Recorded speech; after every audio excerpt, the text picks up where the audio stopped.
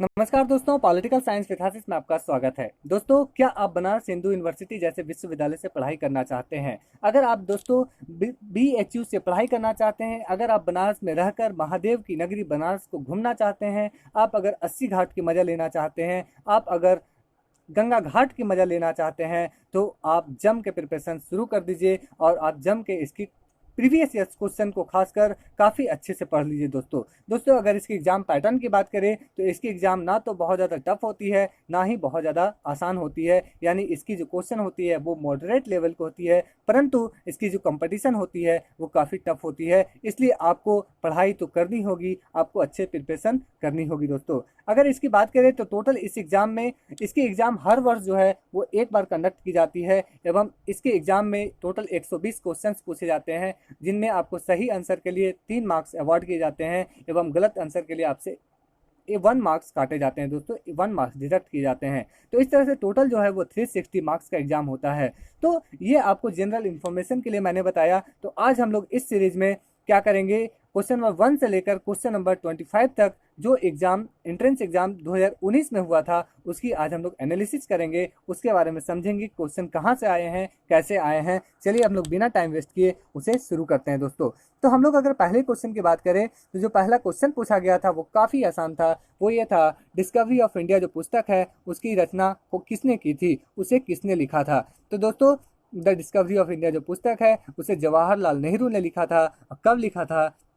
जब भारत में quit India movement launch हुआ था और उन्हें जब अहमदाबाद फोर्ट में बंद किया गया था तब उन्होंने इस पुस्तक को लिखी थी। दोस्तों तो हम हर बार क्वेश्चन भी सॉल्व करते रहेंगे, आपको एक एक एक्स्ट्रा टिप के तौर पे एक एक पॉइंट भी बताते रहेंगे। दोस्तों तो इसके बाद देखते हैं क्वेश्चन नंबर 2 जो आया था वो ये आया था, who has retain national anthem of India.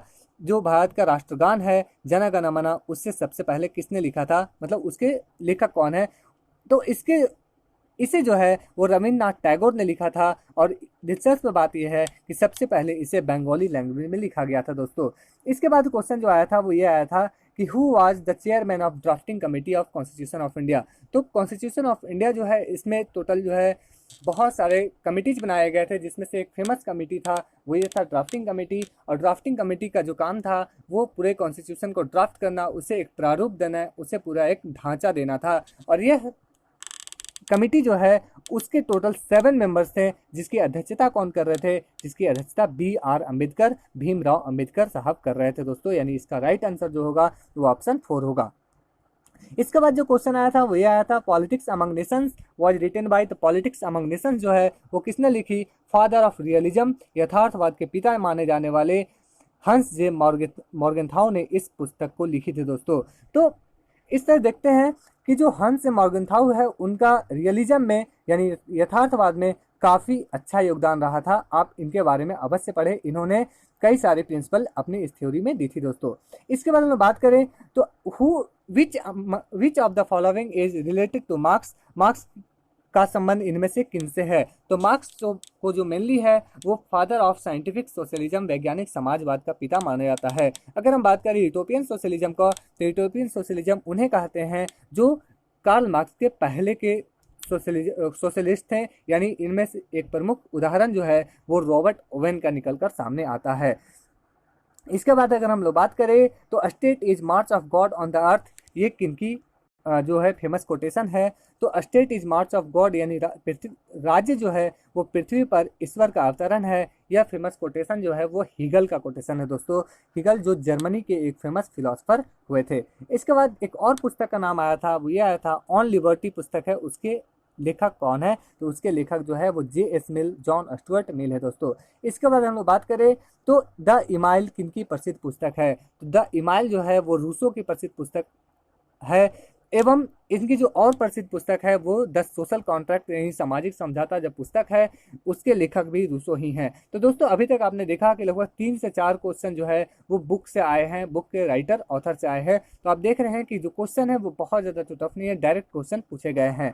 इसके बाद हम लोग क्वेश्चन नंबर की बात करें 9 की, तो इसमें जो क्वेश्चन आया था वो ये आया था, according to Aristotle revolution means. तो दोस्तों हम लोग को पता है कि अरिस्टोटल जो है उन्हें फादर ऑफ पॉलिटिकल साइंस कहा जाता है एवं जिन्होंने पॉलिटिकल साइंस को मास्टर साइंस का दर्जा दिया था। तो अरिस्टोटल का मानना था कि मेनली जो रेवोल्यूशन होता है, क्रांति होता है, उसका मतलब यह है कि अगर हमारे संविधान में छोटा या बड़ा परिवर्तन किया जा रहा है तो उसे हम क्रांति मानते हैं। यानी उनके अनुसार क्रांति का मतलब संविधान में परिवर्तन था। ऑप्शन 4 इसका राइट आंसर होगा।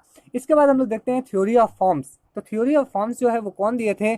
तो अरस्तु के जो गुरु थे यानी प्लेटो जो थे, उन्होंने सबसे पहले इसकी थ्योरी दी थी। थ्योरी ऑफ फॉर्म्स यानी आकार का सिद्धांत दिया था। प्लेटो की अगर फेमस पुस्तक की बात करें तो इनकी फेमस पुस्तक रिपब्लिक इनकी फेमस पुस्तक है दोस्तों। इसके बाद हम लोग बात करें पार्टी सिस्टम इन इंडिया। अगर हम इंडिया की बात करें तो इंडिया में हम लोग एक दो नहीं बल्कि अनेक पार्टियां देखने को मिलती है। अगर इंडिया में बात करें तो इंडिया में बीजेपी, कांग्रेस के अलावा और कई सारी नेशनल पार्टियां हैं। अगर नेशनल पार्टी की संख्या की बात करें तो इंडिया में टोटल 8 नेशनल पार्टीज हैं। There are 8 national parties in India. And अगर स्टेट पार्टीज की बात करें तो लगभग 52 नेशनल स्टेट पार्टीज यहाँ पर हैं। अगर हम लोग वन पार्टी सिस्टम की बात करें तो इंडिया में वन पार्टी सिस्टम नहीं है। वन पार्टी सिस्टम मेनली जो है वो चाइना में देखने को मिलती है। द्वि पार्टी सिस्टम जो है, बाई पार्टी सिस्टम, वो मेनली इंग्लैंड में और अमेरिका में देखने को मिलती है दोस्तों। इसके बाद हम नेक्स्ट क्वेश्चन की बात करें तो who preside the joint session of both the houses of the parliament. दोनों सदनों की जो संयुक्त अधिवेशन होती है उसकी अध्यक्षता कौन करते हैं? तो उसकी अध्यक्षता जो है वो स्पीकर ऑफ द लोकसभा करते हैं। जैसे वर्तमान में अभी लोकसभा के स्पीकर कौन है? ओम बिरला है। हालांकि इस अधिवेशन को बुलाता कौन है? तो इस अधिवेशन को प्रेसिडेंट ऑफ इंडिया इसे बुलाते हैं दोस्तों। इसके बाद हम लोग बात करें क्वेश्चन की तो ये आया था ए थ्योरी ऑफ जस्टिस किन की पुस्तक है? तो ए थ्योरी ऑफ जस्टिस जो है वो 1971 में लिखी गई थी। जिसकी रचनाकार कौन है? वो जॉन रॉल्स है दोस्तों। अगर आप जॉन रॉल्स को नहीं पढ़े हैं तो इन्हें को पढ़िए, एक बार आप पढ़ें, ये काफ़ी दिलचस्प इनकी स्टोरी है। अगर हम लोग बात करें तो थ्योरी ऑफ बेसिक स्ट्रक्चर की, तो ये एक इंपॉर्टेंट क्वेश्चन आया था कि भारतीय संविधान में थ्योरी ऑफ बेसिक स्ट्रक्चर जो है वो किस केस से संबंधित है? तो जो थ्योरी ऑफ बेसिक स्ट्रक्चर जो है वो केशवानंद भारती केस से संबंधित है। इसके बाद हम लोग बात करें तो एक क्वेश्चन आया था the main leaders of Swaraj party wear. तो स्वराज पार्टी जो था उसके प्रमुख नेता कौन थे? तो इसमें प्रमुख नेता जो थे वो मोतीलाल नेहरू और CR दास जो है इनकी प्रमुख नेता थे दोस्तों। अगर हम लोग बात करें इसके बाद कि from which among the following is correct, मतलब कौन सा सही मिलान किया हुआ है? तो अमेरिका जो है, अमेरिका के संसद को पार्लियामेंट नहीं कहते हैं, वहाँ के पार्लियामेंट को क्या कहते हैं? कांग्रेस कहते हैं। फ्रांस के पार्लियामेंट को कांग्रेस नहीं कहते हैं। ब्रिटेन के पार्लियामेंट को कांग्रेस कहते हैं। एवं चाइना के पार्लियामेंट को डायरेक्ट नहीं कहते हैं। चाइना के पार्लियामेंट को हम लोग क्या कहते हैं? वहाँ के पार्लियामेंट को नेशनल पीपल्स कांग्रेस कहते हैं। यानी कि इसका जो राइट आंसर होगा, सही मिलाया हुआ जो है वो ब्रिटेन और पार्लियामेंट जो है वो सही है दोस्तों। इसके बाद हम लोग बात करें तो फादर ऑफ साइंटिफिक मैनेजमेंट आया था। तो फादर ऑफ साइंटिफिक मैनेजमेंट जो है वो किसने दिया या किन्हें माना जाता है? तो ये जो है FW Taylor, Frederick Winslow Taylor को माना जाता है दोस्तों। इसके बाद हम लोग बात करें तो एक क्वेश्चन इंपॉर्टेंट ये आया था कि हॉर्थन experiment were conducted in. Mainly जो क्वेश्चन पूछा जाता है वो ये पूछा जाता है कि हॉर्थन एक्सपेरिमेंट किन के द्वारा कंडक्ट किया गया था? तो ये क्वेश्चन जो है उसका राइट आंसर होगा एल्टन मेयो। लेकिन इस बार जो पूछा गया था उसमें ये था कि ये कहाँ किया गया था? तो ये जो क्वेश्चन का आंसर होगा वो होगा वेस्टर्न इलेक्ट्रिक कंपनी में इसका जो है वो कंडक्ट किया गया था दोस्तों। इसके बाद अगर हम लोग बात करें तो एक क्वेश्चन जो आया था कि principles of bureaucracy was first developed by. तो प्रिंसिपल्स ऑफ ब्यूरोक्रेसी जो है उसे किसने डेवलप किया था? तो उसे मैक्स वेबर ने डेवलप किया था। और मैक्स वेबर के बारे में अगर बात करें तो उन्हें फादर ऑफ ब्यूरोक्रेसी माना जाता है दोस्तों। इसके बाद अगर हम लोग क्वेश्चन देखें तो एक क्वेश्चन इंपॉर्टेंट ये आया था in United States of America the practice of making appointments on the basis of political affiliation is known as. यानी वहाँ जो राजनीतिक दल के मदद से जो ब्यूरोक्रेट्स को जो नियुक्ति की जाती है उसे क्या कहा जाता है? तो इसे जो है वहाँ स्पॉयल सिस्टम भी कहा जाता है। यानी अगर क्वेश्चन आया स्पॉयल सिस्टम का संबंध किस देश से है? तो ये जो है वो अमेरिका से इसका सीधा सीधा संबंध है दोस्तों। इसके बाद क्वेश्चन 21 ये आया था the name of legislature of China is. China के लेजिस्लेचर को क्या कहा जाता है? चाइना के या चीन के व्यवस्थापिका का नाम क्या है? तो इसका आंसर मैंने पहले ही बता चुका है। इसका आंसर जो होगा वो नेशनल पीपल्स कांग्रेस, राष्ट्रीय जनवादी कांग्रेस इसका जो है वो राइट आंसर है दोस्तों। इसके बाद हम लोग बात करें तो क्वेश्चन नंबर 22 क्या आया था? उसमें आया था article 68 is related to. Article 368 का संबंध किससे है? तो आर्टिकल 368 जो है उसका संबंध जो है वो सीधा सीधा amendment of the Indian constitution से है। और ये जो प्रोविजन है वो जो है साउथ अफ्रीकन कॉन्स्टिट्यूशन से लिया गया था दोस्तों। ये इंपॉर्टेंट है। तो इस तरह से दोस्तों आप देख रहे हैं कि क्वेश्चन जो है वो डायरेक्ट फैक्चुअल है।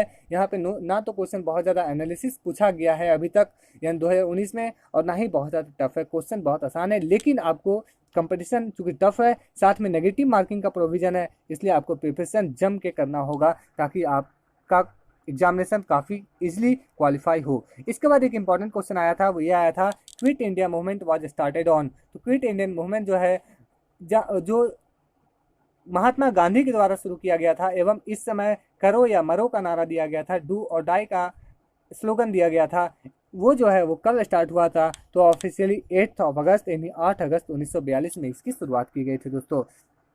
इसके बाद बात करें क्वेश्चन नंबर 24 की, तो क्वेश्चन नंबर 24 जो पूछा गया था वो पूछा गया था according to Karl Marx state is. Karl Marx जो है वो स्टेट को क्या मानते हैं? तो कार्ल मार्क्स की बात करें तो वह स्टेट को क्या मानते हैं कि यहाँ पर दो वर्गों का क्रिएशन होता है, एक पूंजीपति वर्ग और एक मजदूर वर्ग, जहाँ पर पूंजीपति वर्ग जो है वो मजदूर वर्ग का शोषण करते हैं, यानी according to him a state is an instrument of class domination. इसका राइट आंसर जो होगा वो ऑप्शन 1 होगा। इसके बाद हम लोग बात करें क्वेश्चन नंबर 25, आज का लास्ट, और इसके बाद हम लोग नेक्स्ट वीडियो में और भी क्वेश्चंस करेंगे, लगातार हम लोग क्वेश्चंस करेंगे दोस्तों, तो आप बने रहिएगा। इस क्वेश्चन में क्या पूछा गया था? When did the split in the Congress take place. Congress का जो स्प्लिट था वो किस वर्ष हुआ था? तो जो सूरत अधिवेशन हुआ था सन 1907 में, उस समय जो कांग्रेस है वो 2 भागों में विभक्त हो गया था, एक मॉडर्निस्ट और दूसरा एक्सट्रीमिस्ट में। तो दोस्तों उम्मीद है आपको ये सारी बातें समझ में आई होगी, आपको ये वीडियो अच्छी लगी होगी। अगर आपको ये सारी बातें समझ में आई तो लाइक शेयर एंड सब्सक्राइब करना ना भूले, अपने दोस्तों के साथ अवश्य शेयर करें। फिर मिलते हैं नेक्स्ट वीडियो में, तब तक के लिए धन्यवाद। जय हिंद।